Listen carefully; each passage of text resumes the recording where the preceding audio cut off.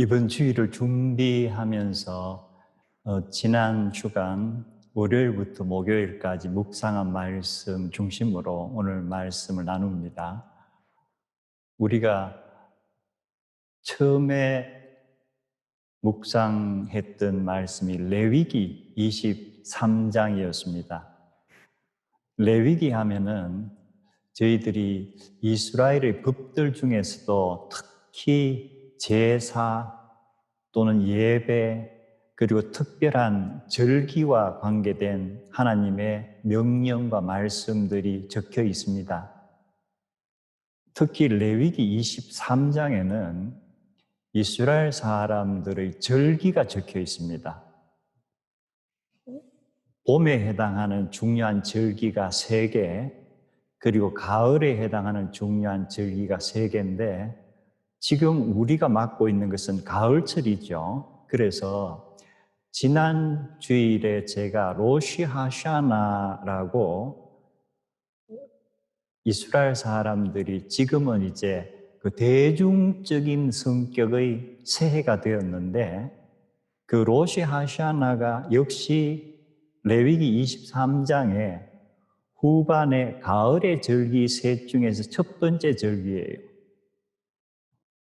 그리고 오늘 해가 지기 직전에 아마 이스라엘이라든가 뉴욕 이런 데 유대인들이 많은 곳에서는 소셜 디스턴싱을 지켜가면서도 회당에 유대인들이 아마 모일 것 같습니다. 왜냐하면 오늘 저녁 해가 질 때부터 이스라엘 사람들에게는 현재로서는 절기 중에서도 가장 holiest day, 가장 중요한 절기라고 하는 욤 키푸르, 욤하는 것은 day, 날이란 뜻이고 키푸르는 이 atonement, 이 죄를 사한다는 뜻입니다. 그래서 이 대속죄일, 그래서 우리가 1년에 많은 날들이고 절기가 있지만 전통적으로 이스라엘 사람들이 가장 중요한 하루라고 생각하는 것이 대속죄일이고 이스라엘 사람들이라고 지금 다 신앙생활 하는 것은 아니에요. 그래서 세큘러 주가 굉장히 많은데 평소에는 회당을 안 가는 사람들도 딱 한 차례 1년에 회당을 가는 것이 바로 대속죄일입니다. 그래서 이스라엘 사람들에게는 우리 인간의 죄에 대한 인식은 굉장히 강하고 또 이 죄를 어떻게 하든지 하나님으로부터 사함받아야 된다는 인식은 대단히 강합니다. 평소에 신앙생활을 하건 하지 않든 간에.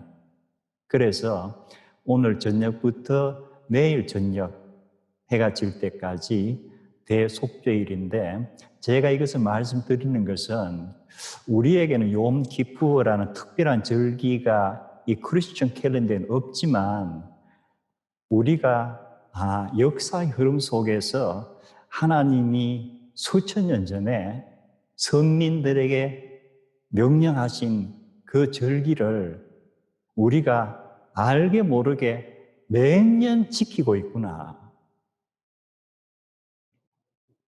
그래서 오늘 저희들도 Day of Atonement 또는 Day of Purification 해서 우리의 영혼을 깨끗하게 사하는 그러한 시간을 가져야 되겠다. 그리고 레위기를 보면은 스스로를 괴롭게 한다는 우리말 해석이 나와 있는데 이것이 우리들에게 여러 가지 해석을 자아냅니다. 이 과연 무슨 뜻인가? 육적으로 괴롭다는 의미인가? 영적으로 괴롭다는 의미인가? 이건 세퍼레이트 될 수는 없어요. 영적인 괴로움과 육적인 괴로움이. 그런데 하나님께서 이스라엘 백성에게 이 대속죄일을 주시면서 괴롭게 하라는 것은 육적인 것을 통해서 영적인 것이 괴로워지고 우리가 그 괴로움을 느껴야만 이거 무언가 돌이킬 게 있는가 보다. 그래서 우리 인간의 삶 중에서 가장 괴로운 것이 먹어야 하는데 먹지 못할 때. 그 첫 번째 스스로 괴롭게 하라는 것은 금식이에요. 그런데 이 이스라엘 사람은 꼬박 하루를 금식하는데 아마 우리 교우님들 중에서도 하루 정도 금식해 본 분들은 있을 거예요. 그런데 이스라엘 사람들에게 대속죄일의 금식은 물도 한 방울 안 마시는 것으로 포함이 되어 있습니다. 그래서 저도 물 한 방울 안 마시고 하루를 지내본 적은 없기 때문에 이것이 과연 얼마나 힘든 것인가는 알 수가 없어요. 그리고도 한 4가지 정도 더 무엇을 하지 마라, 무엇을 하지 마라 이런 게 있어가지고 그걸 읽어보면은 아, 이거 참 괴롭겠다 하는 생각이 듭니다. 그런데 그것이 다 무엇을 위해서?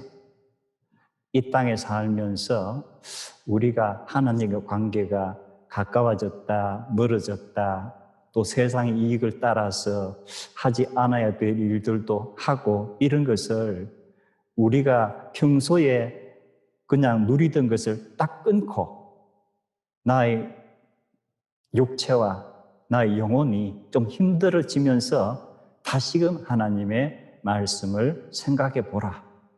그리고 나의 삶을 하나님의 말씀에 비추어 보라. 그리고 잘못된 것은 하나님께 다시금 속죄하고 새로운 몸과 영으로서 한 해를 지내거라. 그래서 그 로시 하샤나하고 이 대속죄일이 쭉 연결이 돼요.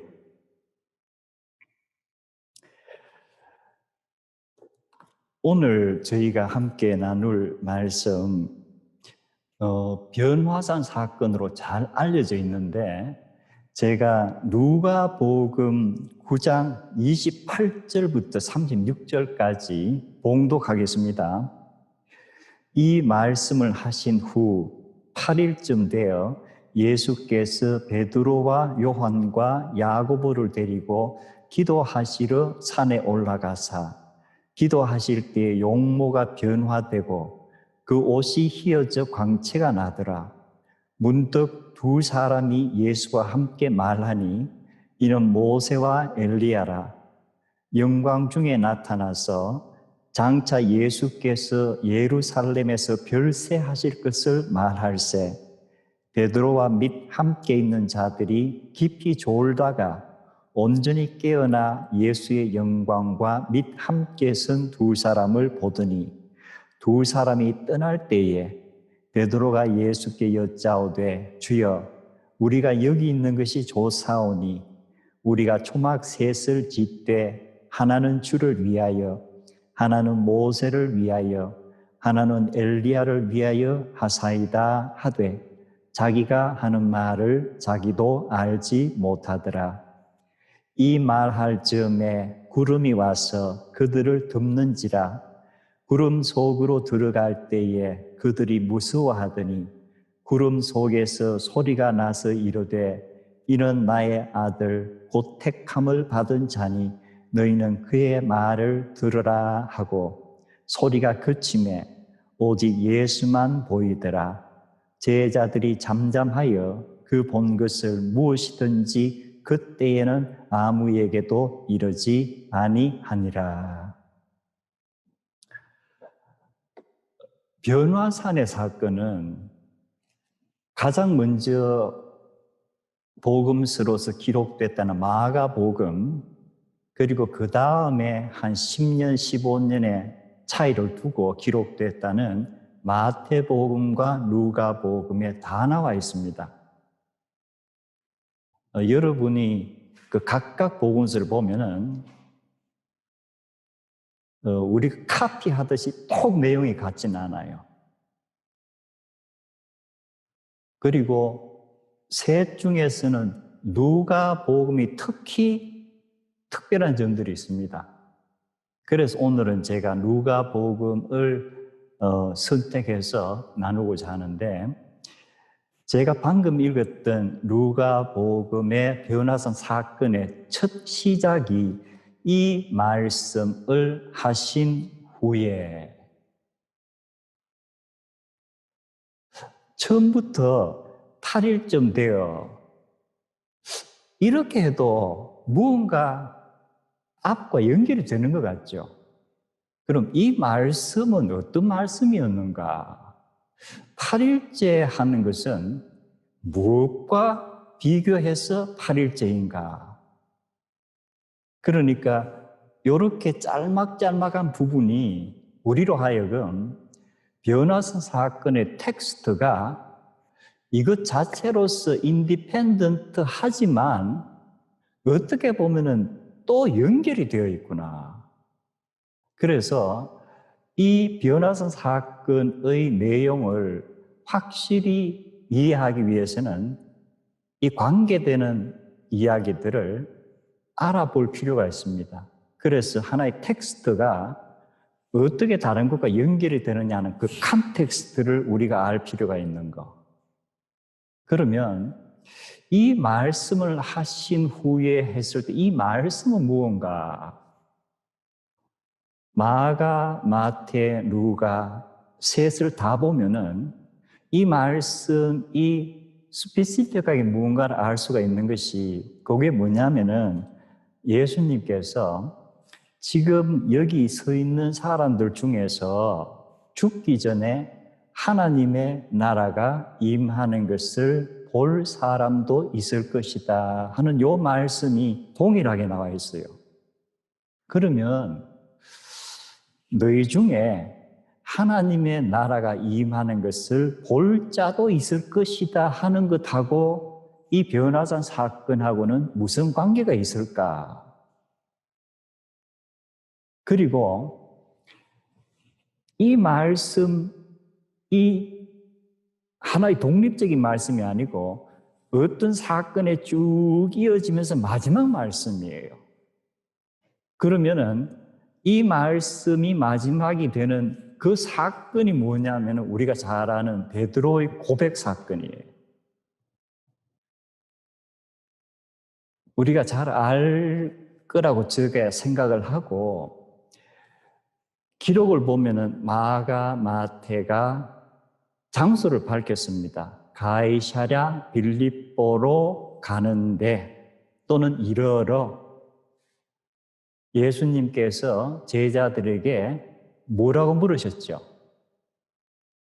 사람들이 나를 누구라고 알고 있느냐? 그러자 제자들이 자기들이 들은 이런저런 이야기들을 예수님에게 전달합니다. 예수님이 들으시고 그러면 너희들은 나를 누구라고 알고 있느냐? 그때 베드로가 뭐라고 대답했죠? 마가와 누가 복음에는 주는 그리스도신이다 이렇게 간단하게 나와 있어요. 근데 마태복음에는 더 디테일하게 주는 그리스도시요 살아계신 하나님의 아들이십니다. 그러자 예수님께서 역시 마태복음에만 디테일하게 기록된 응답을 하시죠. 그게 뭐예요? 요나의 아들 시몬아, 내가 누구인가를 알게 된 것은 혈육이 아니요, 즉 너의 인간적인 지식이라든가 느낌이 아니요, 하나님 아버지께서 너로 하여금 알게 해주신 것이다. 그러면서 그 다음에 앞으로 어떤 일이 다가올 것인가를 쭉 말씀을 하시죠. 그래서 우리가 알고 있는 그 Peter's Confession 하는 베드로의 예수님이 누구이신가에 대한 신앙 고백의 골자가 바로 뭐예요? Who is Jesus? 사실 복음서의 가장 골자는 바로 예수님은 누구이신가 하는 거예요. 그래서 베드로의 고백의 메인 띠임이 예수님은 누구이신가에 대해서 베드로가 고백을 하고 예수님께서 그 고백에 대해서 컨펌을 해주시고 그리고 변화산의 사건이 쭉 잇따라 일어나는 것은 그런 변화산의 사건에서도 Who is Jesus라는 띠임이 계속 이어지는가 보다 하는 짐작을 저희들이 할 수 있는 거예요. 이 컨텍스트를 보면은. 그럼 이제 누가가 기록한 변화산에서 우리가 조금 더 디테일하게 들어가 보면은 예수님께서 용모가 변화되고 그 옷이 휘어져서 광채가 나더라. 그 용모라고 하는 것은 이 face라는 의미예요. 그 원문 자체에는. 그러면 예수님의 얼굴이 변했다 하는 것은 무엇을 의미할 것인가? 우리가 짐작건데 눈, 코, 입이 있다가 갑자기 이게 이상하게 변한 그런 건 아닐 거예요.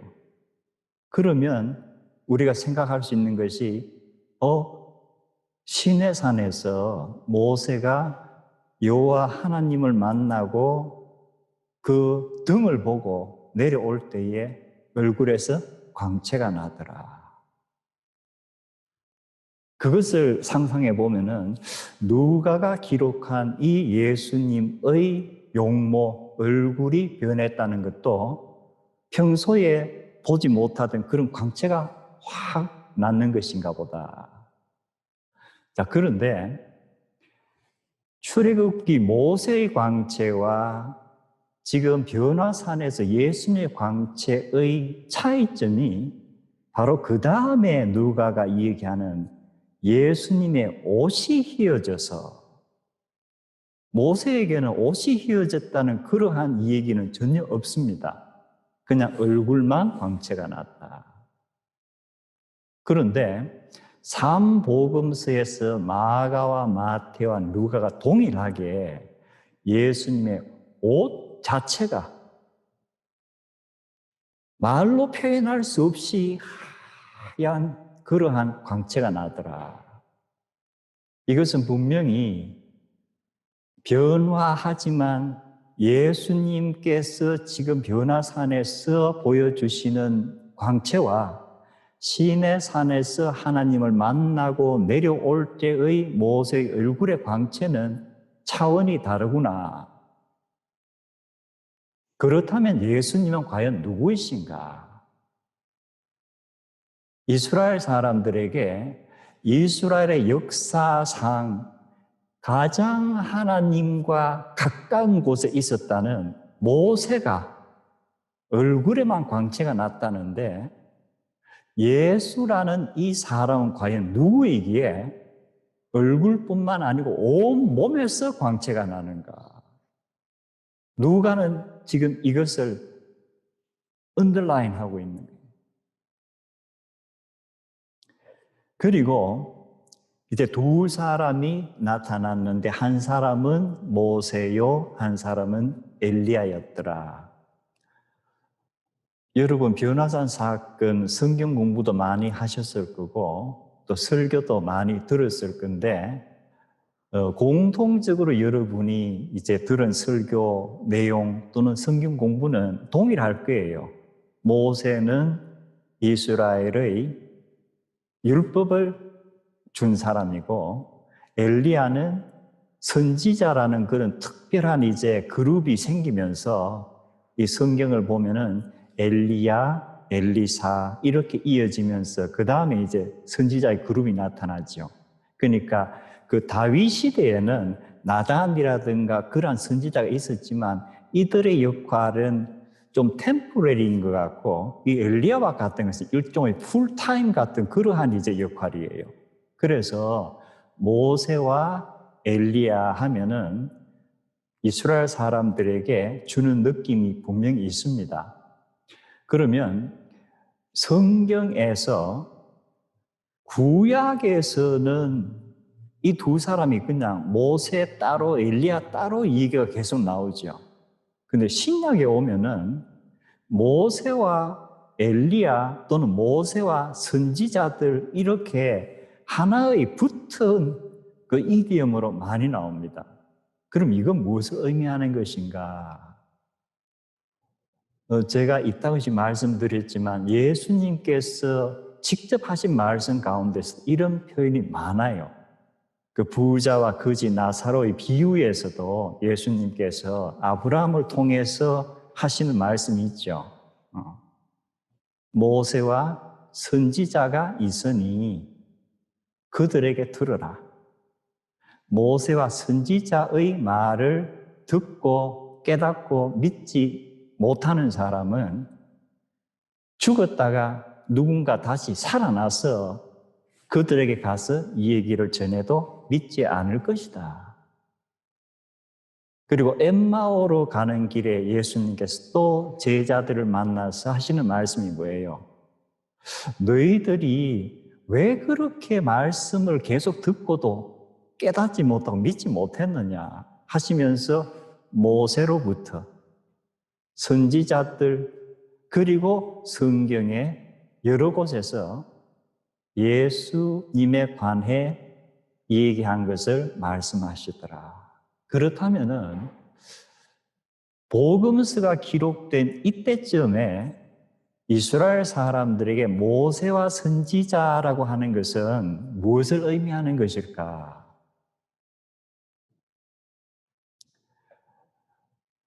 지금은 인터넷을 여러분이 좀 관심 가지고 찾아보시면은 다 알 수가 있어요. 그래서 지금은 마음만 먹으면은 신학교를 가지 않아도 다른 아카이브를 찾지 않아도 너무나도 쉽게 내가 알고자 하는 것을 알 수 있는데 우리가 갖고 있는 이 성경은 구약 39권, 신약 27권 이렇게 되어 있죠. 가톨릭이 가지고 있는 성경은 이것과 전혀 다르게 엄청나게 더 많습니다. 외경이라는 것이 또 구약 뒤에 붙어 있기 때문에 굉장히 많아요. 그런데 유대 사람들이 읽고 있는 성경은 권수가 훨씬 적습니다. 우리는 구약이 39권 그러는데 이스라엘 사람들에게 구약이 몇 권인지 물으면 뭐라 대답하죠? 24권. 그래서 여러분이 관심을 가지고 인터넷에 찾아보세요. 이스라엘 사람들이 24권이라고 하는 이 구약 성경이 우리가 가지고 있는 이 성경하고 거의 동일해요. 그런데 순서라든가 이 배열이 달라요. 그래서 이스라엘 사람들은 자기들의 성이 크게 갈라서 세 파트로 하나는 토라, 모세 오경을 얘기합니다. 그 다음 니브임 해가지고 선지자 편이에요. 그런데 이스라엘 사람들이 이야기하는 선지자 편은 여호수아부터 들어가요. 그리고 우리는 12선지자를 책을 다 한 권씩에 12권을 얘기하죠. 이스라엘 사람들이 12선지자는 다 묶어서 한 권이에요.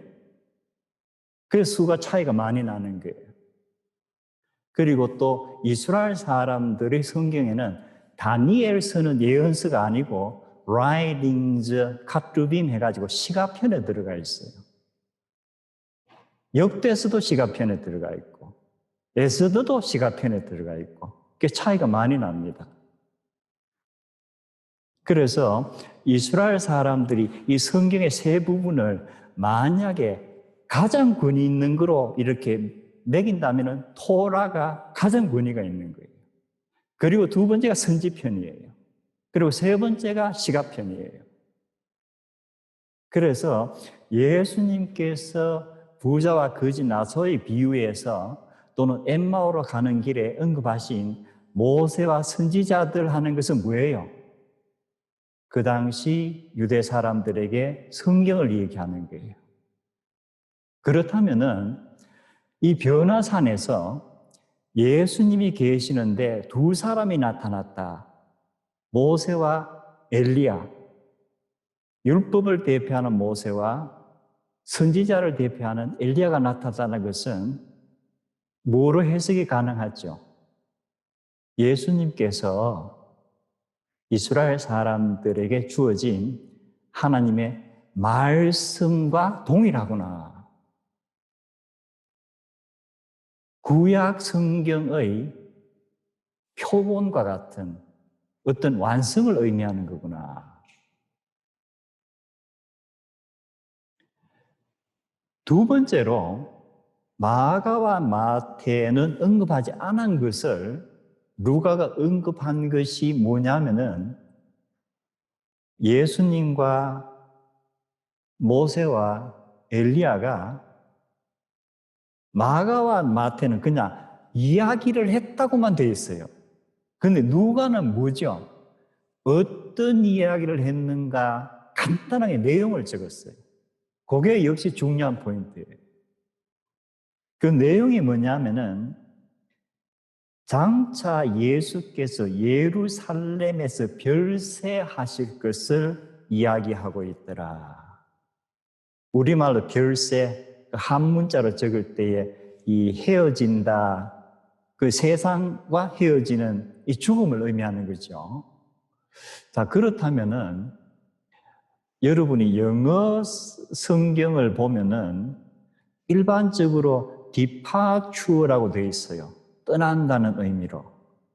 그런데 헬라어 성경을 보면은 복음서는 다 헬라어로 기록되어 있으니까 헬라어, 그 그리크 성경을 보면은 엑사돈 해가지고 엑사돈은 엑소도스에서 나온 거예요.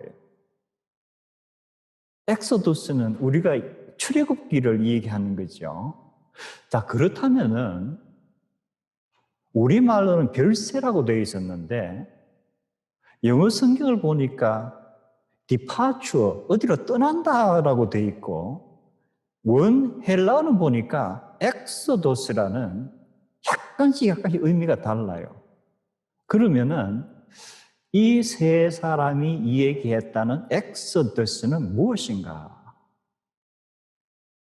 엑소더스는 무엇인가? 모세는 엑소더스의 대표적인 인물이죠. 이스라엘 백성을 애굽에서 출애굽시킨 것. 그런데 중요한 것은 이스라엘 백성의 출애굽은 결국은 뭐예요? 속박된 상태에서 해방된 것이다. 노예의 신분에서 구원을 얻어서 자유인이 된 것이다.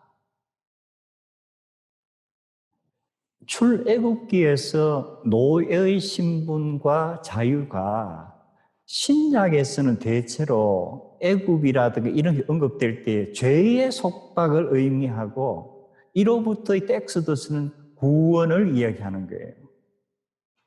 그래서 지금 변화산에서 이 세 사람이 나누고 있는 대화는 구약에서부터 선민에게서 시작되는 구원의 역사가 예수님에게 이르러서는 모세를 통한 한 민족의 엑소더스가 아니고 예수님을 통한 전 인류의 엑소더스를 얘기하고 있는 거예요.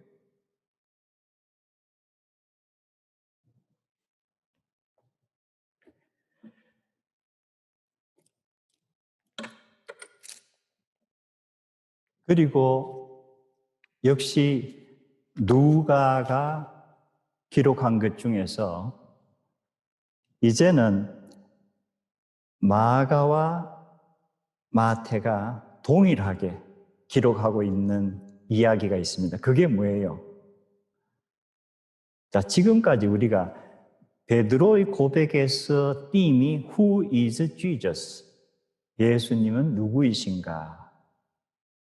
그리고 변화산에서 이미 우리가 예수님은 누구이신가?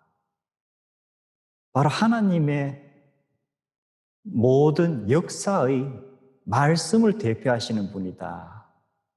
그런데 하나님이 구약에서 계속 말씀하시는 것이 예수님에게서 나타나는데 그게 뭐예요? 엑소도스다. 죄의 속박으로부터의 구원이다. 그것을 이루기 위한 분이 예수님이시다. 역시 예수는 누구인가에 관해서 계속 언급을 합니다. 그런데 이 것보다도 더 확실한 언급이 바로 뭐예요? 음성으로 들리는 거예요. 음성으로. 예수님의 생애에서 예수님이 어떤 분이신가를 하나님께서 음성으로 들려주신 케이스가 한 3번 정도로 성경학자들은 이렇게 발췌를 합니다. 첫 번째가 언제예요? 예수님께서 세례 받으실 때, 요단강에서 세례 요한에 세례 받으시고 올라오실 때에 하늘이 열리고 하나님의 음성이 들리면서 뭐라고? 너는 나의 사랑하는 아들이다. You are my beloved son. 내가 너를 기뻐하노라. In you I am pleased. 그래서 세례 받으시고 이제 예수님께서 이 땅에서 공생애 3년여를 시작하시려는 그 시점에서 하나님께서 예수가 누구인가를 이야기해 주시는데 이때 하늘에서 들린 음성은 누구를 향해서? 예수님을 향해서 들려주시는 거예요.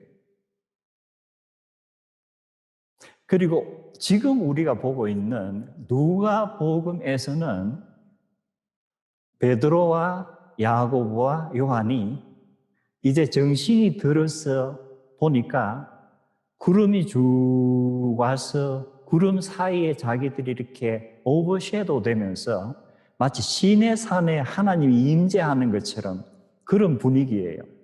그리고 하늘에서 들리는 음성이 뭐예요? 이는 내가 택한 나의 아들이다. 너희는 그의 말을 들으라. 자, 변화산에서 하나님께서는 예수가 누구이신가를 확정해 주시는데 이 메시지는 누굴 향해서? 제자들에게. 왜냐, 앞으로 이 제자들이 이 복음을 전파해야 되니까. 그래서 첫 번째 예수님에게, 그리고 이제 제자들에게, 그리고 복음서에 3번째로 하나님의 음성이 하늘에서 들린 케이스가 예수님께서 공생애를 마치시고 십자가를 지시게 되는 마지막 주간, 요한복음 12장을 보면은 6월절에 이방 헬라인들이 하나님을 믿는 이방 헬라인들이 있었을 거 아니에요. 이들이 6월절을 지내러 왔다가 예수라는 사람을 만나보고 싶다. 이래서 찾아오고 이 소식을 전해 듣고 예수님께서 뭐라고 말씀하시죠? 나의 때가 이르렀도다. 그리고 하늘의 밀이 땅에 떨어져 죽지 않으면 그대로 있고 죽으면 많은 열매를 맺으리라. 그 이후에 예수님께서 말씀하시는 것이 하나님을 향해서 아버지여, 아버지의 이름이 영광을 받도록 하시옵소서. 이때 요한의 기록을 보면은 하늘에서 소리가 들리더라. 그 하늘에서 들리는 메시지는 뭐예요? 내가 이미 영광스럽게 하였고 또 다시 영광스럽게 하리라. 누구를 통해서? 예수를 통해서. 이 메시지를 예수님이 듣긴 들었죠. 분명하게. 근데 주변의 사람들도 소리는 들었는데 분명한 메시지가 아닌 것 같아요. 그러니까 그 사람들이 천둥이 갑자기 치는 것인가? 또 조금 더 이렇게 생각이 뜨인 사람은 천사가 이 얘기를 하는가? 그러자 예수님께서 뭐라고 말씀하세요? 이 소리는 나를 위한 것이 아니고 너희들을 위한 것이다. 이때 하늘에서 들리는 하나님의 음성은 결국은 누구를 위해서? 모든 사람들을 위해서. 그래서 우리가 크게 이것을 따라가 보면은 예수님께서 공생애를 시작하시는 세례 때는 하나님께서 예수님에게 Who is Jesus? 이제 공생애가 예루살렘을 향해서 가는 아주 중요한 모먼트에서 변화산의 사건이 나타나고, 여기서는 하나님의 메시지가 베드로와 야고보와 요한에게 Who is Jesus를 말씀하시고, 마지막 이제 며칠 후에 엑소더스를 경험하게 되는 예수님의 그 시점에서는 모든 사람들을 위해서 하나님의 음성이 들리는, 이것이 복음서에 쭉 우리가 찾아보면 나옵니다. 특별히 누가복음의 특징이, 집에 가시면 요즘은 성경에도 누가복음 변화사 사건 보면은 마태복음 몇 장 몇 절, 마가복음 몇 장 몇 절 아주 친절하게 다 적혀 있기 때문에 찾아보는 게 어렵지 않을 거예요. 그래서 지금부터 제가 몇 가지 말씀하시는 거 기억하셨다가 집에 가서 한번 찾아보세요. 마가와 마태는 예수님께서 제자들을 데리고 산에 올라갔다고만 기록을 했어요. 그런데 오늘 우리가 보았던 누가의 기록을 보면은 예수께서 베드로와 요한과 야고보를 데리고 기도하시러 산에 올라가사, 그리고 기도하실 때에 용모가 변하고, 마가와 마태가 언급하지 않은 아주 디테일하면서도, 아마도 마가와 마태는 예수님께서 평소에 항상 이렇게 하셨다 해서 뺐을 수도 있어요. 그러나 누가는 그것을 스피시피컬리 기록을 했어요. 그런데 이 사건뿐만 아니고 아까 얘기했던 예수님께서 세례 받으실 때도 마가와 마태는 언급이 없는데 누가는 언급하기를 예수님께서 세례를 받으시고 나서 기도하실 때에 성령이 비둘기같이 임하시더라, 그리고 하나님의 음성이 들리시더라, 이렇게 또 스피시픽하게 지적을 했어요. 역시 여러분이 마가와 마태복음에서 예수님께서 12사도를 선택하시는 그 부분을 읽어보면은 마가와 마태는 그냥 12제자를 불렀다고만 언급을 하는데, 누가만은 예수님께서 산에 기도하러 가시고 밤이 새도록 기도하시고 날이 밝음에 제자들을 부르고 그들 가운데 12사도를 택했더라. 복음서뿐만 아니고 사도행전에도 중요한 사건들을 보면은 누가는 항상 기도하는 중에를 강조해요. 그렇다면은 누가를 통해서 성령님께서 우리에게 주시고자 하는 메시지는,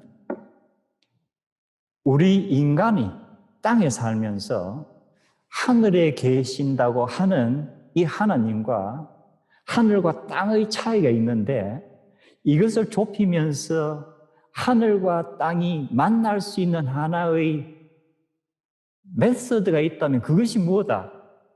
기도다.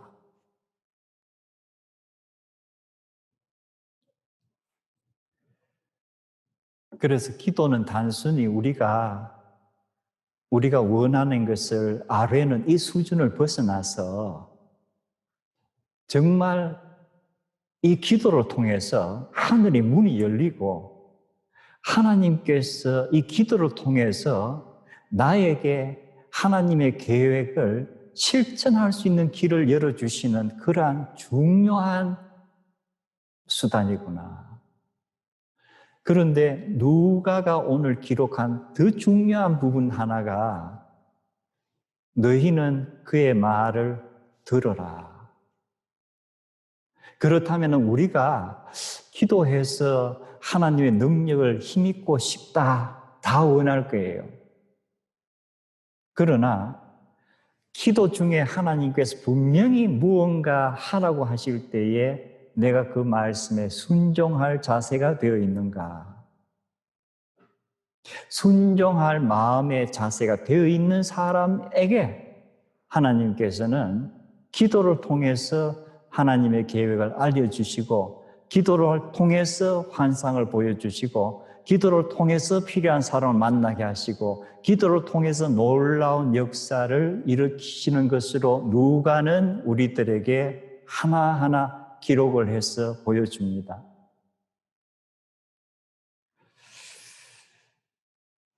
오늘 저녁 해가 지면서 유대 사람들에게 대속죄일, 오늘 우리가 누가의 이 기록을 보면서 그의 말을 들어라. 오늘 이 시간부터 우리가 오후의 시간을 지나면서 우리가 깊은 묵상 중에 기도를 한다면은 예수님의 영이, 즉 성령님께서 우리에게 어떤 말씀을 주실 것인가?